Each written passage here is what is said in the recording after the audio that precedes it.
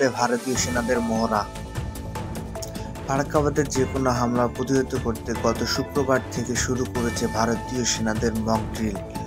গুরুত্বপূর্ণ স্থানটিতে সন্ত্রাসবাদের ঘটনা ঘটলে নিরাপত্তা বাহিনী ও প্রশাসন একত্রে কাজের কৌশলগত দিক পরীক্ষা করা হয় মহড়ায়।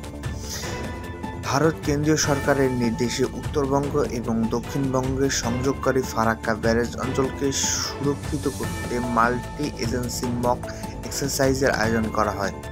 ফারাক্কাবাদের নিরাপত্তার দায়িত্বে রয়েছে কেন্দ্রীয় আধাসামরিক বাহিনী, তবে এদের সঙ্গে মহড়ায় আরও অংশ নেয় বিএসএফ, রাজ্য পুলিশ, গোয়েন্দা বিভাগ এবং স্থানীয় স্বাস্থ্য বিভাগের কর্মীরা।